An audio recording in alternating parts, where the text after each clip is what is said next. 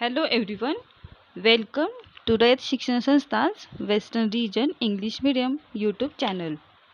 Today we are going to learn subject EVS, Standard 3rd, lesson number 9, Where does water come from? Video number 15. In last video, we have learned the importance of water. People need water not only for drinking but also for cooking and cleaning. We need water for agriculture and industry as well. Water is very important in our lives. Now let's see, where does water come from? Where does all this water come from? The answer to this question is rain. All the water that we get comes from rain. The rainwater is the main source of water. When it rains, some water flows over the ground, giving rise to rivulets, streams and rivers. Some water collects in low-lying areas, thus lakes are formed. A flowing river is sometimes blocked by building a wall. This is called a dam. When it does not rain, the water from the dam can be used. Some rainwater seeps into the ground. To obtain this water, we dig wells, and this water can also be taken out by using hand pumps and bore wells. Sometimes water in the ground comes out in the form of springs.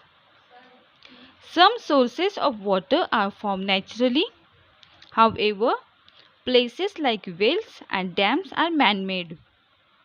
If rainfall decreases, the water stored in these places also decreases. How is a river formed and how does it flow? Rain also falls on high places like mountains. This rainwater flows downhill. Numerous rivulets of water flowing downhill join together to form a river. A river flows down mountains and plateaus through valleys and over plains. Now let's see water bodies. The different forms of flowing water and stores of water are called water bodies. Springs, streams, rivers, lakes, reservoirs, creeks, seas and oceans are the different examples of water bodies. Landforms. Due to the high and low levels of land at different places, land gets different forms. Mountains, peaks, hills, hillocks, plateaus, plains, passes and valleys are some of the landforms. Do you know where a spring comes from? Rainwater seeps into the ground. It seeps deep into the ground through cracks in the soil and rocks. Even under the ground, it flows from a higher level to lower levels. This groundwater comes out of the ground in some places. This is what we call a spring. Always remember, if you collect rainwater, Mausiram and Cherrapunji are two places in India which receive the highest rainfall in the world. In summer, however, there is a shortage of water in those places. The same thing occurs in the Konkan region of Maharashtra. This is because adequate efforts are not made to store rainwater.